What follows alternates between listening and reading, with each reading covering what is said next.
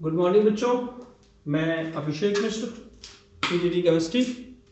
आज 12th class के लिए अपना अगला वीडियो लेकर आज हम एल्डिहाइड कीटोन में जो टॉपिक पढ़ने वाले हैं उनका नाम है, बोर्ड पे लिखा हुआ, रिडक्शन, ऑक्सीडेशन और chemical test to distinguish aldehyde ketone. उनको कैसे डिस्टिंग्विश कर सकते हैं इसका हम जिक्र करेंगे। और इसके पहले हमने प्रिपरेशन और कुछ प्रॉपर्टीज एल्डिहाइड कीटोन की लास्ट क्लास में हमने बताई थी। आइए शुरुआत करते हैं रिडक्शन से। रिडक्शन में जो आप पुराना जानते हैं, अगर आपके पास एल्डिहाइड है तो आप H2PD या फिर NaBH4 लगा सकते हैं। कीटोन में भी सेम रिएजेंट इस्तेमाल किया जा सकता है। H2PD भी यूज कर सकते हैं और NaBH4 भी। इनका होता क्या था, एल्डिहाइड हमेशा 1 डिग्री अल्कोहल में कन्वर्ट होता है और कीटोन हमेशा 2 डिग्री में कन्वर्ट होता है। यह डिस्कशन हमने आपको अल्कोहल के चैप्टर में किया था, जब हमने आपको एक कॉन्सेप्ट बताया था शहादरा, सीलमपुर और वेलकम वाला। आप वहां पर देखिएगा, आपको समझ में आएगा। किसी भी ऑर्गेनिक केमिस्ट्री के कंपाउंड में अगर एल्डिहाइड ग्रुप है या कीटोन ग्रुप है, it can be converted into corresponding alcohols 1 degree and 2 degree respectively by using the reagent H2PD and NaBH4। ये सिंपल रिडक्शन है। एक नेम रिएक्शन है यहां पर दो रिडक्शन की। एक का नाम है क्लीमेंसन रिडक्शन। क्या नाम बताया हमने? Sorry, क्लीमेंसन reduction. क्लीमेंसन रिडक्शन, इसमें क्या कहा गया, आप समझिए कि ये एल्डिहाइड भी हो सकता है और कीटोन भी हो सकता है। अगर एक H आ गया कहीं पर तो एल्डिहाइड, अगर दोनों जगह RR लगा हुआ है हाइड्रोजन के अलावा तो उसे बोलेंगे कीटोन। तो ये कन्वर्ट हो जाता है ZnHg in presence of HCl। ये क्लीमेंसन रिडक्शन का रिएजेंट है। रिडक्शन में ये ऑक्सीजन हट जाती है और यहां पर 2 हाइड्रोजन आ जाता है। कुल मिलाकर ये एल्केन में या फिर हम कह सकते हैं हाइड्रोकार्बन में कन्वर्ट हो जाता है अगर हम इसका यूज करें तो। इटार्ड रिएक्शन आपने पढ़ा था। इटार्ड रिएक्शन में आपने क्या पढ़ा था वो देखिए। आपने पढ़ा था टोलुइन का अगर हम इटार्ड रिएक्शन कराते हैं तो बेंजल्डिहाइड बनेगा, और इटार्ड का जस्ट अपोजिट कि बेंजल्डिहाइड से टोलुइन बनाना हो, ये रिएजेंट आप इस्तेमाल कर लीजिए।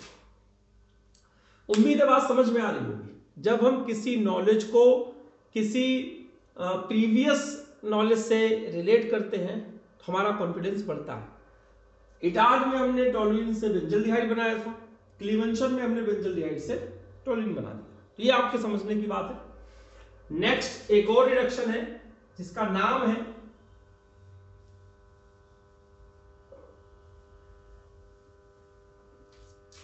वोल्फ-किस्टनर reduction.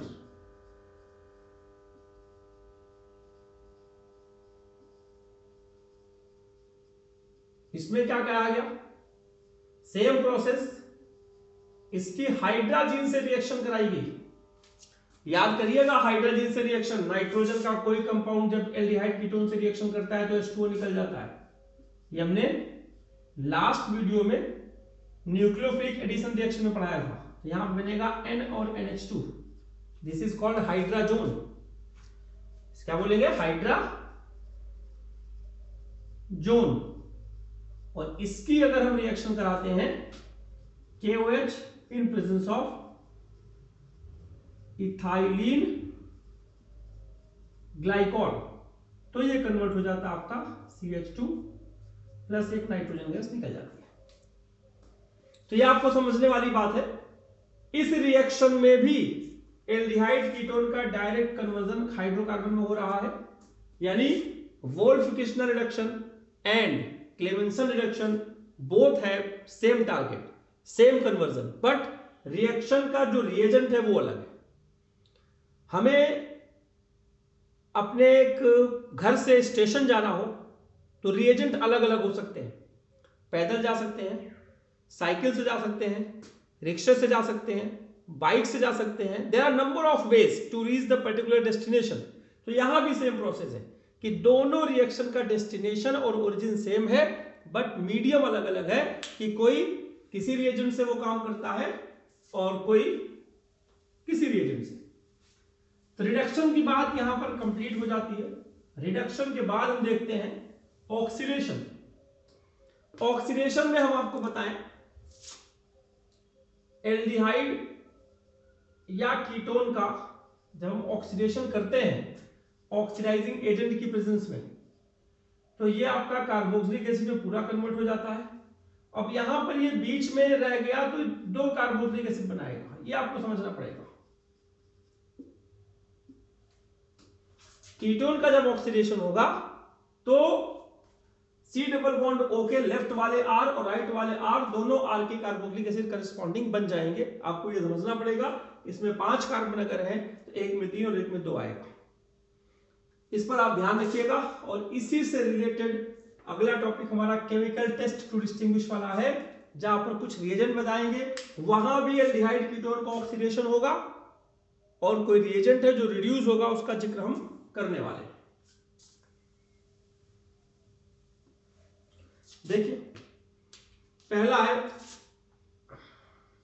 Tollens reagent. This reagent is used to distinguish aldehyde and ketone. कैसे? इसका जो केमिकल नाम है अमोनिकल सिल्वर नाइट्रेट सॉल्यूशन।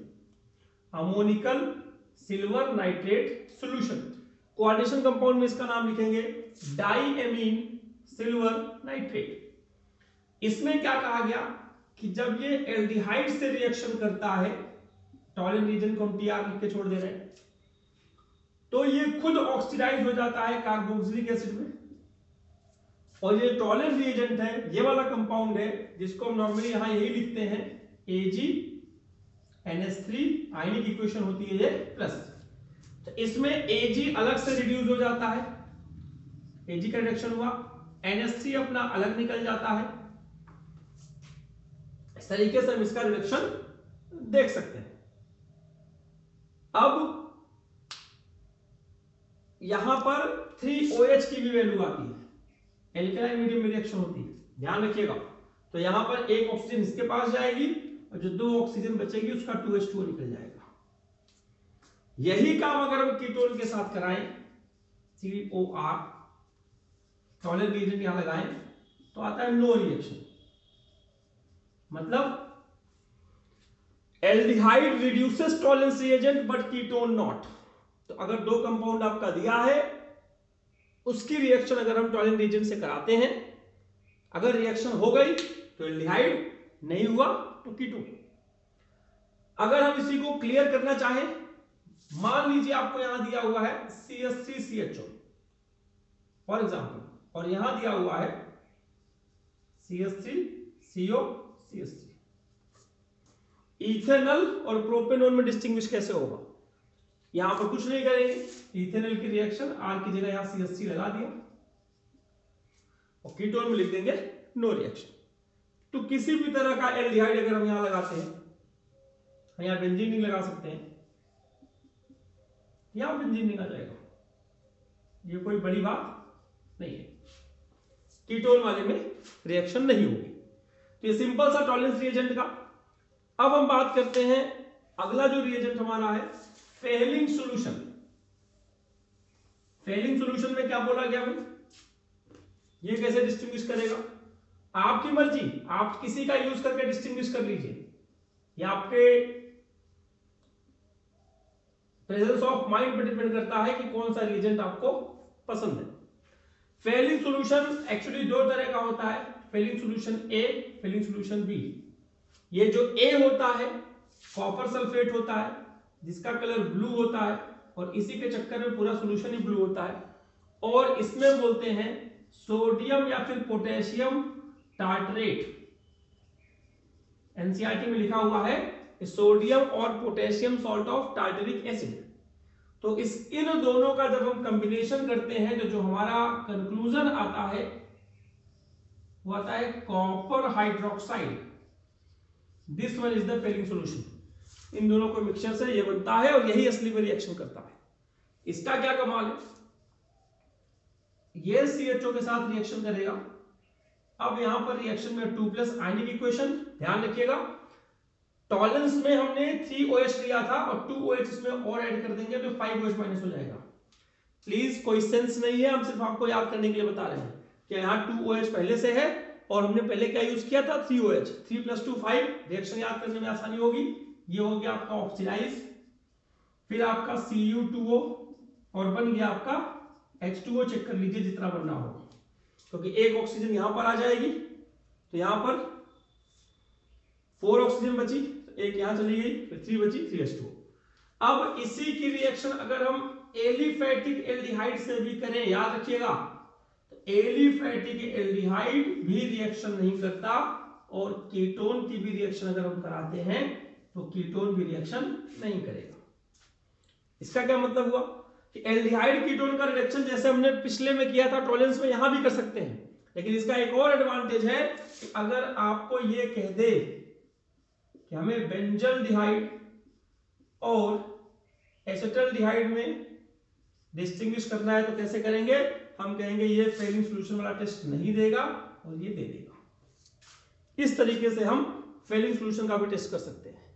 ये इसका एडवांटेज है कि एरोमेटिक एल्डिहाइड भी फेलिंग सॉल्यूशन से रिएक्शन नहीं करता। अब एक और इंपॉर्टेंट बात है डिस्टिंग्विश में ही,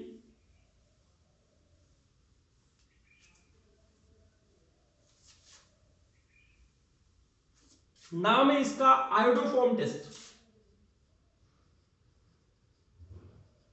आयोडोफॉर्म टेस्ट इसमें क्या कहा गया, इसमें कहा गया कि ये एल्डिहाइड को भी reduce, aldehyde versus ketone versus alcohol, ये एल्कोहल को डिस्टिंग्विश करने में भी यूज होता है। कैसे यूज होगा अब डिस्कस कर लेते हैं। इन्होंने कहा कि अगर एल्डिहाइड कीटोन का हम जिक्र कर रहे हैं तो इन्होंने कहा ये ग्रुप अगर होना चाहिए CH3 CO group, CH3 C double bond O group must be present. और अगर एल्कोहल की बात करते हैं तो यहां पर CH3 CH OH group must be present. ये आपको समझना है कि यहां पर ये सब ग्रुप प्रेजेंट होने जरूरी है, जब ये रिएक्शन होगी। और इनकी रिएक्शन एल्डिहाइड कीटोन के लिए क्या है वो देख लीजिए पहले आप।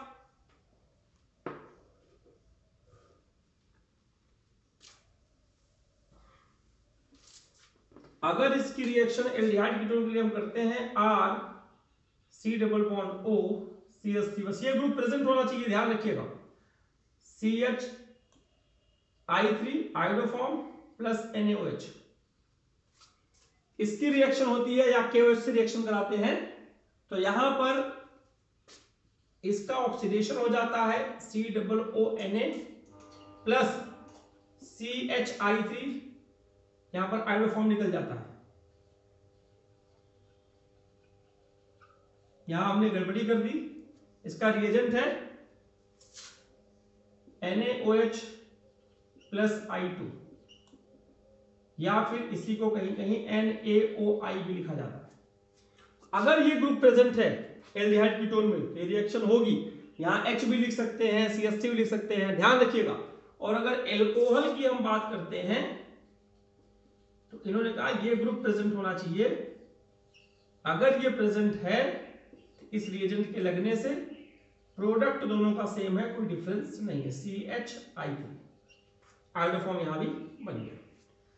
कई बच्चे इसे CH3I लिख देते हैं, तो जरा ध्यान रखिएगा CH3I नहीं है, वो मिथाइल आयोडाइड नहीं है, आयोडोफॉर्म है, ट्राई आयोडोमीथेन बोलते हैं इसको। तो आपको ये ध्यान रखना है कि अगर एल्डिहाइड कीटोन की बात कर रहे हैं तो ये ग्रुप होना चाहिए, और अगर एल्कोहल की बात कर रहे हैं तो ये ग्रुप होना चाहिए, ये आपको समझना है। अब हम डिस्टिंग्विश का तरीका आपको बता देते हैं, कौन कौन सा डिस्टिंग्विश इससे कर सकते हैं, क्या इस्तेमाल कर सकते हैं वो देखिए। पहले एल्डिहाइड कीटोन को देखते हैं। मान लीजिए इन्होंने कहा CH3CHO versus CH3CO CH3, sorry CH3 mistake हो गया, CH2CHO।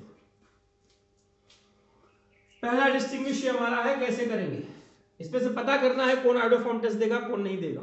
दोनों एल्डिहाइड है, टॉलरेंस रीजन से रिड्यूस नहीं कर सकते, फेलिंग सॉल्यूशन से रिड्यूस नहीं कर सकते, आयोडोफॉर्म से रिड्यूस करना हमारी मजबूरी है। हमें समझना पड़ेगा कि किस ग्रुप में CH3 double bond O group है। तो आप ध्यान से देखिए, यहां पर CH3 double bond O group present है, ये आयोडोफॉर्म टेस्ट देगा और ये नहीं देगा।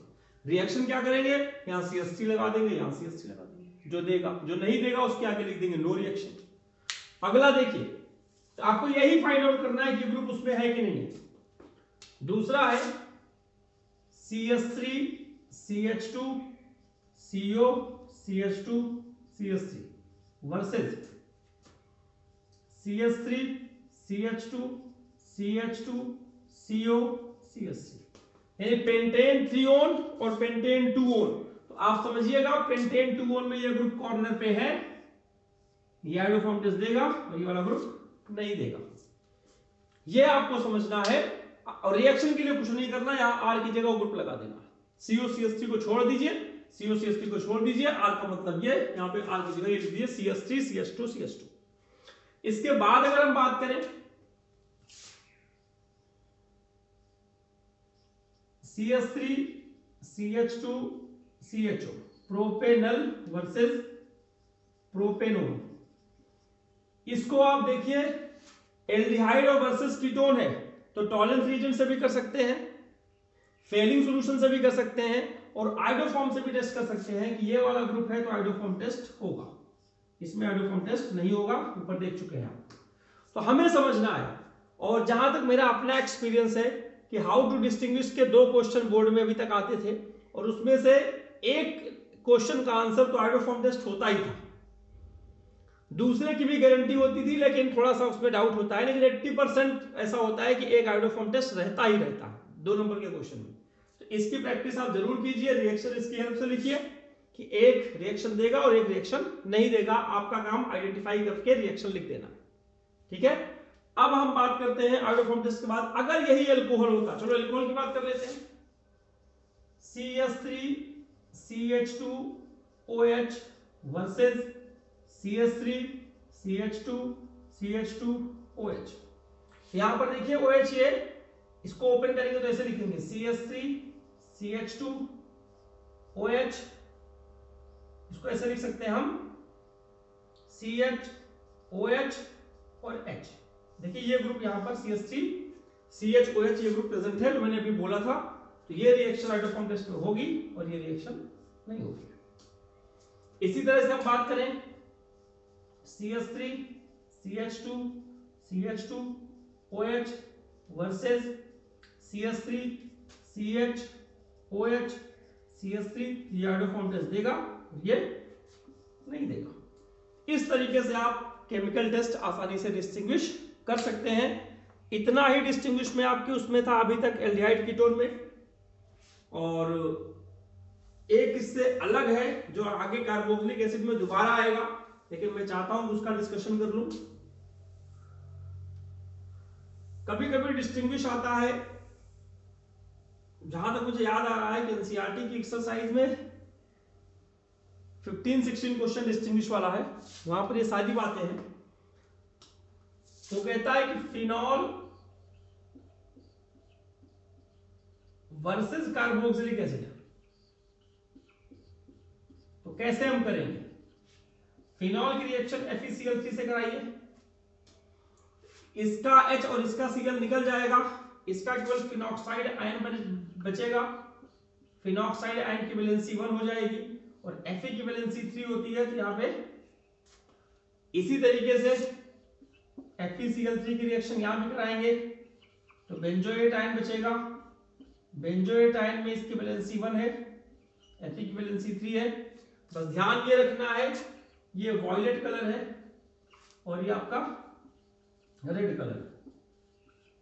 यानी HbCl3 से जब रिएक्शन कराते हैं तो बेंजोइक एसिड रेड पीपीटी देगा, रेड कलर देता है, और फिनॉल आपका वॉयलेट कलर देता है, वॉयलेट।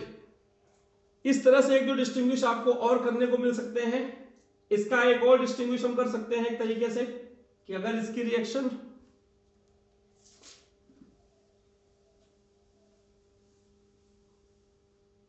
दिखाते हैं COOCH3 C2H5, इसकी रिएक्शन अगर हम NaHCO3 से कराएं डायरेक्ट तो बनता क्या क्या है वो देखिए। 10th क्लास की रिएक्शन है, COO NaH2O CO2। ये जो CO2 निकला it turns lime water milky.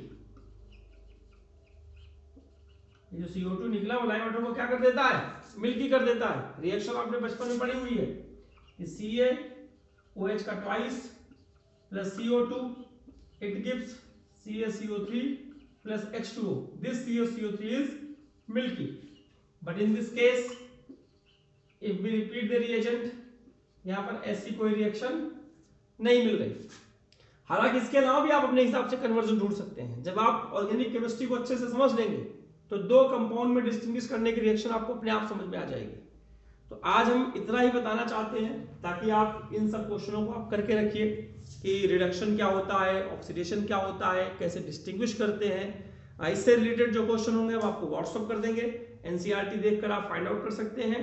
और अगली क्लास में हम इसका मोस्ट इंपॉर्टेंट टॉपिक जो बच्चों को लगता है बहुत मुश्किल है, हालांकि उतना मुश्किल है नहीं, कैनिज़ारो रिएक्शन और एल्डोल कंडेंसेशन, ये दो टॉपिक है, उसको हम कल पढ़ा के, और electrophilic substitution reaction of benzaldehyde, उसमें केवल दो रिएक्शन आपको पढ़नी है, दो ही होती हैं। उसको करने के बाद हमारा एल्डिहाइड कीटोन खत्म हो जाएगा, फिर बचेगा कार्बोक्सिलिक एसिड। अगली 3-4 क्लासों में हम कोशिश करेंगे यानी इसी वीक में ये लेसन हमारा कंप्लीट हो जाए। लास्ट में यही कहूंगा कि आप लोग अपने आप को कोरोना से सुरक्षित रखिए, मास्क का उपयोग कीजिए, फ्रिक्वेंटली हैंड वॉश कीजिए, सैनिटाइजेशन कीजिए और सोशल डिस्टेंस मेंटेन कीजिए। आपकी सुरक्षा सर्वोपरि है, प्राथमिक है। एजुकेशन लाइफ रहेगी तब एजुकेशन भी रहेगा, इसलिए अपने आप को सुरक्षित रहिए, अपना ध्यान रखिए। आज की क्लास में बस इतना ही, धन्यवाद।